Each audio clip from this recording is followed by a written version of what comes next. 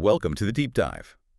We've got a stack of sources today, and they're all sort of centered around this one really powerful idea: living with purpose, igniting your most intentional life. The core material we're digging into, it comes from excerpts of a book called Passion Struck: 12 Powerful Principles to Unlock Your Purpose and Ignite Your Most Intentional Life. It's by John R. Miles. Right.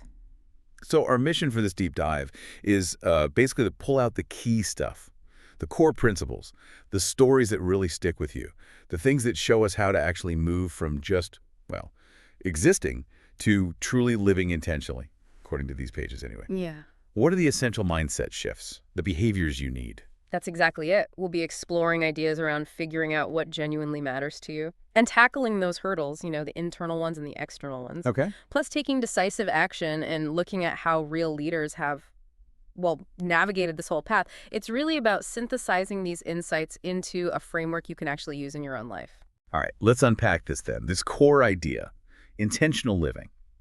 The source material really emphasizes that to truly live, not just exist, you need this deliberate commitment. Yeah, it's an active choice. Right. Actively choosing to embrace who you really are, your authentic self, and digging deep to find out what you truly desire. And what's interesting here is the contrast the source draws. It kind of pushes back against that popular idea of, not giving a feck. Ah, right. The Mark Manson idea. Exactly. The source acknowledges his point about choosing where you put your energy, your fecks, so to speak, but then it pivots. It argues you absolutely should give a feck intensely about your passion and purpose. So it's not about apathy at all. It's about focusing your care. Precisely. Focusing your care and energy on what truly drives you. The source insists passion and purpose are essential fuel. If you don't have that, You just drift. you risk falling into that trap. Yeah. Just doing enough to get by until the weekend. Existing, not really living. And it connects this intentionality to success itself, doesn't it? It goes beyond just talent or even grit. Angela Duckworth's work on passion and perseverance. It does. It frames intentionality as the crucial missing piece. Right. You need grit, absolutely. But the source argues you have to be deliberate about where and how you apply it. Purposeful grit. Exactly. There's this stark example in the source about the Naval Academy midshipman cheating on an exam. It really highlights how a lack of intention around your core values, it leads you to cheat yourself, ultimately. Undermines everything. Wow. Okay. So the sources, they break this down into a kind of journey with mindset shifts and behavior changes. Yeah, it's framed as a path, one that successful leaders have walked before. Okay, here's where I thought it got really interesting. This whole theme of confronting fear and your own inner critic. Yes. The source talks about becoming a fear confronter, recognizing that your biggest competitor, Yeah. it's not out there. It's you. It's internal. Which immediately brings up that big question, right? For anyone trying this. Yeah. How do you deal with that voice, that little whisper saying, you can't? Right. And the material, it emphasizes introspection and also reframing failure, seeing it not as, the end, but as a necessary step. A stepping stone. So shift your focus from limitations to passion and purpose. Exactly. Becoming unafraid of the external noise, the critics, and finally getting that the only thing really standing in your way is probably yourself. The source mentions Ethan Kross and his work on internal chatter. It does. It uses that to underscore why introspection and just honest self-assessment are so critical. There's even a story shared, I think it was from Lowe's. Yeah, learning it the hard way. Focusing too much on competitors like Home Depot or Menards. Instead of doing the necessary internal work, the strategy work, they were looking outward when they needed to look inward. So the message is pretty clear then. Mastering self-assessment is crucial if you want to be, a passion-struck trailblazer. Absolutely. And it suggests practical ways to do this. Things like keeping a self-reflection journal, figuring out what triggers your self-criticism. Right. And challenging those negative thoughts. Yeah. Asking yourself, is this rational? Is it fair? Is it even helpful? And then consciously replacing them. Yeah, and it backs this up with some really powerful stories of resilience. People like Paralympian Bonnie St. John or Novak Djokovic battling through injuries and doubt. Hilary Swank, too, defying expectations. Right. All examples of people who faced their fears head-on, pushed past what others thought were their limits, and just refused to be defined by external doubts or even their own inner critic. They challenged those beliefs. Okay, shifting gears just a little bit. The source brings up this concept. It's a bit blunt, but effective. Okay. Human mosquitoes. Yeah. It uses that term, and it ties back to that give a feck idea we talked about. How so? Well, it's saying you should care. You should care deeply about who and what you allow into your life, because some influences, they're like mosquitoes. They drain your energy. They bite you. They bite you. They can kind of suffocate your potential without you even realizing it. And yeah, sometimes they're just a pain in the ass. And the source argues these aren't just minor annoyances. These negative contacts, they can inflict real damage. Damage that might not show up until years later. Which is why it strongly recommends doing what it calls a mosquito audit. An audit. Like inventorying the pests in your life. Kind of, yeah. Identify these energy-draining people, these activities, and then, crucially, distance yourself. Create some space. And the source is clear. This isn't easy. Removing these influences, toxic people, bad habits, even just time-wasting activities, it can be painful. Definitely. But it's framed as a vital part of redefining yourself, especially during a transition period in your life. And it's not just about removing the bad stuff, right? Yeah. It's also about replacing it. Exactly. You consciously fill that space. Find people and content that actually nourish you. Surround yourself with like-minded folks who help you grow, who challenge you in a good way. There's some great examples here, too. Thaddeus Bullard Titus O'Neil in WWE, he totally reinvented himself after his football career ended. Huge pivot. Or Oprah Winfrey, Yeah. facing huge adversity early on, getting demoted. Yeah, incredible setbacks. But both of them, they actively removed negative influences. They kept pushing towards their goals even when things were super uncertain. They didn't quit when life punched them in the face, so to speak. It's resilience again, but fueled by making intentional choices about your environment. Pre-slice. Who you let in. Okay, another key mindset shift the source talks about is becoming a perspective harnesser. Interesting term. Yeah. The idea is that actively adopting a broader perspective, a bigger view, can actually make you happier, healthier, and more successful. And there's that vivid anecdote from the USS Kidd back in '95. Oh yeah, seeing the ship shrink to a tiny speck in the vastness of the ocean, that must give you a serious reality check about your own place in the world. Absolutely. A powerful, visceral perspective shift. The source connects this to the overview effect that astronauts talk about. Seeing Earth from space. Right. People like Captain Chris Cassidy, they consistently use that word. Fragile. Seeing our planet from that distance, it changes things. And this ties into cultivating what the source calls a world-centric view. Yes. Passion-struck leaders, according to this material, they look beyond themselves. They see themselves as part of a bigger community, a larger world. And using your talents for that bigger picture, it's not just altruistic. The source says it's actually more fulfilling for you personally. Makes sense. And the source also talks about harnessing perspective by deliberately seeking out diverse viewpoints. It mentions Wendy Smith and Donald Lewis here. The point being to move beyond those simple black and white arguments, like on climate change, for example. Exactly. To look for the overlap, the common ground in underlying beliefs. That's where you can foster real understanding and find innovative solutions, not just shouting past each other. There's also that other story about Chris Cassidy, the spacewalk incident in 2013. Oh, right. The amazing thing wasn't just that he survived that emergency, but how he reacted. Those automatic, trained responses. Came from years of practice. Intentional practice. It gave him a specific honed perspective that let him act effectively, calmly, under insane pressure, where someone else might just freeze. So the call to action for you, the listener, is to actively seek things that shift your perspective. Maybe it's travel, maybe meditation, maybe just deliberately seeking out different views. Right. Embracing that wider, world-centric view. The source suggests it's a powerful way to unlock opportunities and fuel that purposeful action we keep talking about. Okay, so we've hit mindset shifts pretty hard, but the source is really clear.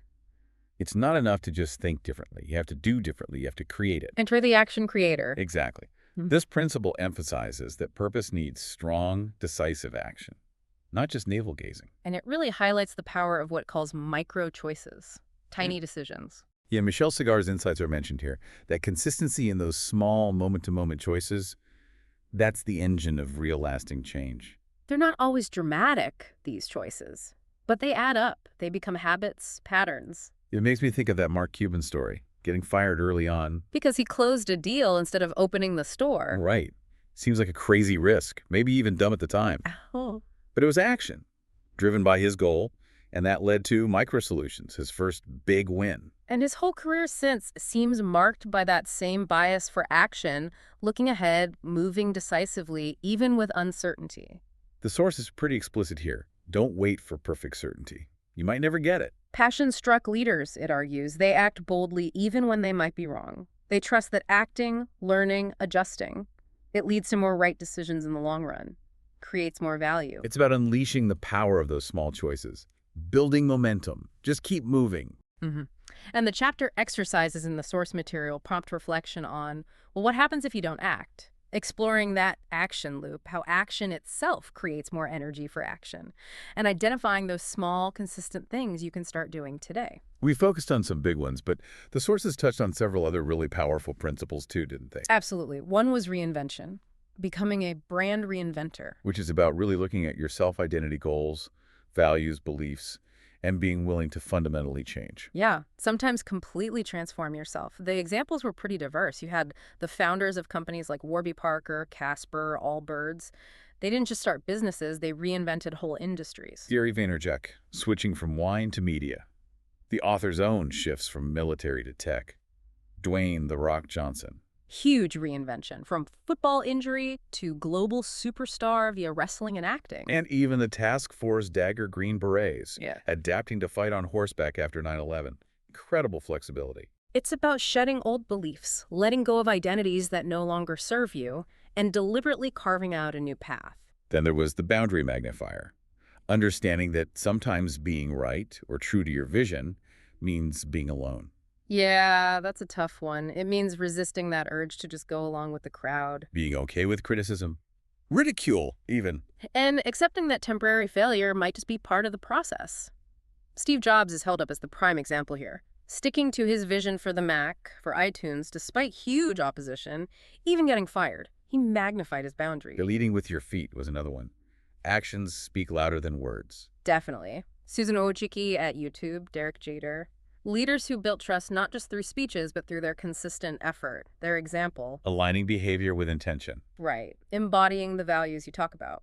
Bono was also mentioned for his ability to inspire action, but it works because his words are backed by his visible efforts. And the conscious engager principle, this was about focus, right? Intentional focus versus just drifting. Exactly. Unconscious engagement is like being a pinball, just bouncing off whatever hits you.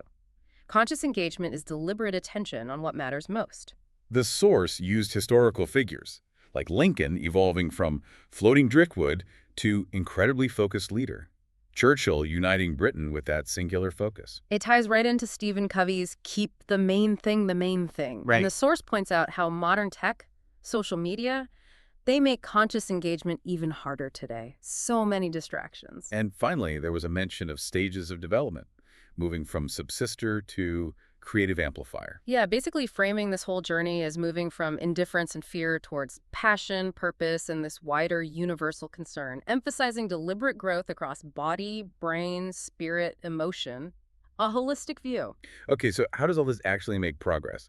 The source talks about the physics of progress and this bee and turtle effect. Right. It brings in Marshall Goldsmith's 3 keys: aspiration, your long-term vision; ambition, your midterm goals; and actions, your daily choices. And the argument is that it's the actions, the daily stuff, that actually shape reality, that make the aspirations happen. That's the core argument. Your present actions create your future reality. It feels like basic momentum, Mm. like physics, as the source says. Yeah. The hardest part is just getting started, right?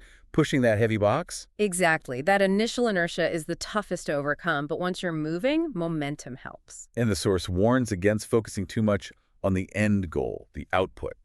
Instead of the inputs, those daily actions, the decisions, the practice, think about elite athletes.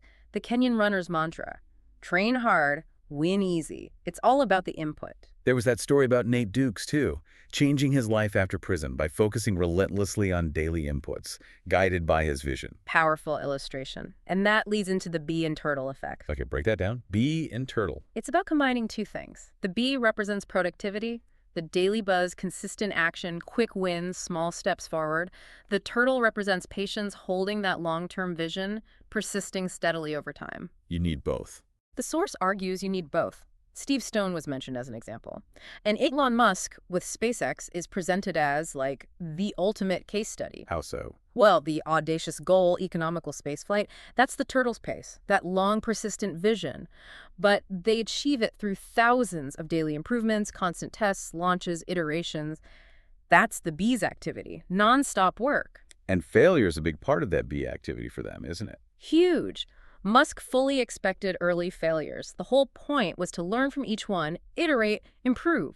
The source actually redefines failure here. Failure isn't falling down. It's giving up. That's how it's framed. True success is winning the battle with yourself by just keeping going.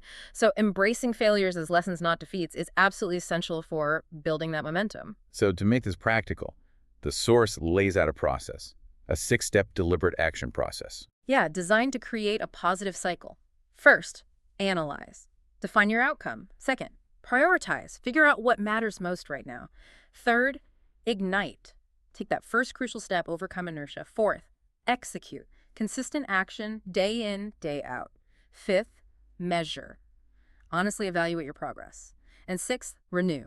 Adapt based on what you learned and keep the cycle going. Sounds like a way to break down those big, scary goals into something manageable, create that momentum piece by piece. That's the idea. Wow. Okay, we have covered a lot today, really dug into what being passion-struck means, according to these sources. Confronting fear, dealing with those energy vampires, shifting perspective, becoming action creators. With some amazing examples like Oprah, Jobs, Musk. Yeah, the source material definitely provides a pretty solid framework for living more intentionally. And the emphasis is consistent. Mindset is key, it's foundational, but it's the behaviors, those daily actions that actually build the life you want. And it's not presented as easy, is it? The journey involves challenges, maybe feeling alone sometimes if you go against the grain, and definitely needing to embrace failure as, well, just data, a learning opportunity. Absolutely not easy, but the payoff, according to these pages, is huge. Greater fulfillment, a sense of significance, making more of an impact. It really comes down to a choice, doesn't it? The journey from just existing to really living intentionally. It's presented as a conscious choice you have to keep making. Every day, it requires that introspection we talked about, courage, and just a willingness to engage consciously with your life, not drift. So what does this all boil down to for you, our listener, right now? Yeah. I think this deep dive suggests that the biggest battle, the most important one, it's internal. It's fought daily through those micro choices, through your willingness to just step into the arena, as they say, dust, sweat, and all. And if true success, as the source suggests, really is about winning that internal battle simply by persisting towards your dreams, no matter the hurdles. What is one small intentional action you can take today? Just one deliberate step, however small, to make progress in that battle.